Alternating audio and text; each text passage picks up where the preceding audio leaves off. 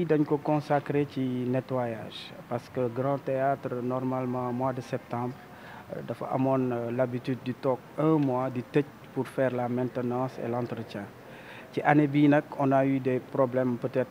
de finance, on n'a pas eu, mais on l'a fermé partiellement. Léegi ci réouverture bi ak tout ce qui se prépare, la biennale, carnaval de Dakar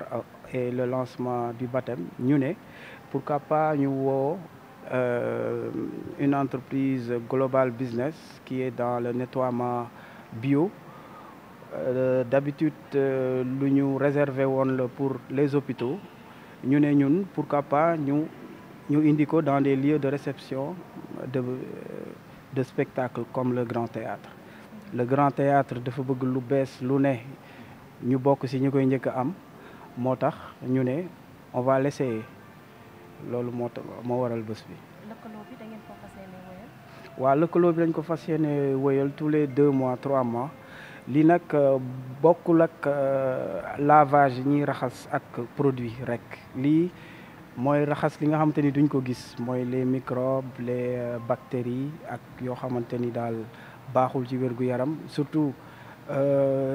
ci biir ci salle bi di ngeen gis ni am na ay chaises yooyu toog mën nga ñaq bàyyi fa sa ñaq wala tout ce qui est tuflit ak yooyu yii moo ko mën a dindi te pour man lu positif la. am na locaux yu bëri yoo xamante ni war nañu roy ci loolu woo leen ñu liggéey ci lii parce que raxas du karo kese du tilim kese du poussière kese. partenariat bi nekkul lenn lu dañu nekkoon bitim réew gis ne lii waa bitim réew di def ñun suñu dëkk war nañu ko mën a def te bu ñu defee évaluation gis contexte bi nga xam ne moom defee nettoyage au Sénégal day manqué soit matériel bi doyut. wala formation bi doyut ministère am na cellule boo xam ne day jàngale ay tout ce qui va dans li nga xam ne day dem si les nosocomiales maladies yi nga xam ne day wàlle ak wala day propagé wu yooyu am nañ ko mais amuñu cellules yi nga xam ne ñooy liggéey si loolu si biti amuñu ko wala amul suivi donc suivi boobu la ñu bëgg nag accompagner nit ñi si kaw benn partenariat boo xam ne général la même ñi nga xam ne ñoo nekk si bi nettoyé sax dañ leen di woo di leen di former pour ñoom ñu am xam-xam bi ñu ànd ak sénégalais yi donc lépp nekk si jàmm ak comme ni ko bëggee daal.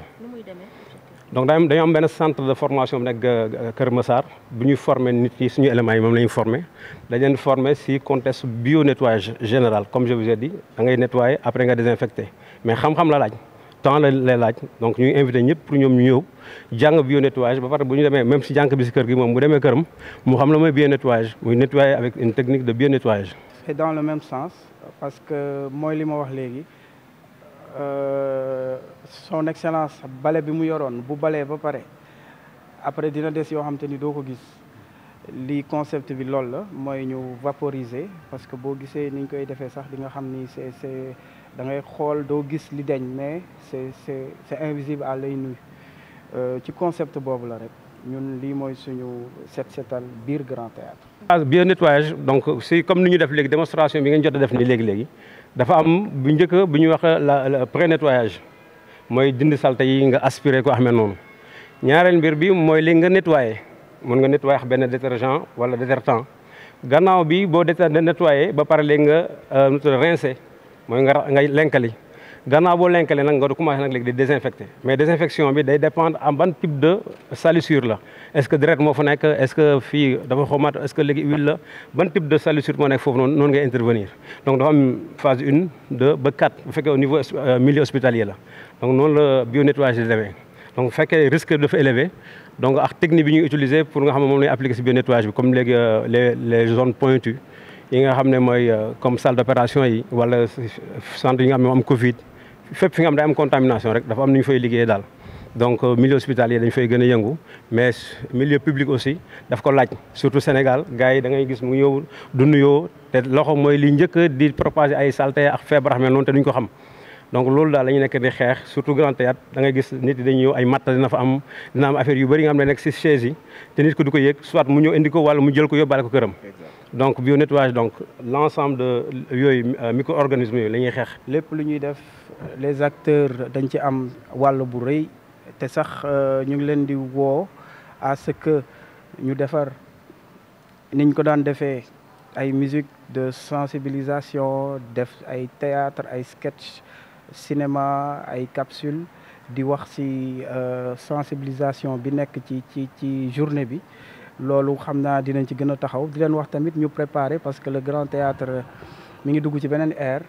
et ñu ngi waajal yu mag yu mel ni biennale yu mel ni carnaval de Dakar ak aussi le lancement du baptême. ku am jafe-jafe ci matériel de production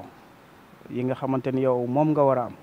boo amee jafe-jafe ci matériel de nettoyage dañ koy comprendre mais ñu ngi am espoir que d'ici 2025 lu bëri dina yemb ñu ngi xaar ay coopération yu bëri ay partenariat yu mel ni global business nga xamante ni li nga manqué ñoom mën nañ la ko di indil du xaalis sax ngay fay mais ñoom peut-être am na leneen luñ ciy wut liggéeyal seen réew ñu gën leen xam gën leen gis ba ñeneen ñëpp di leen mën a woo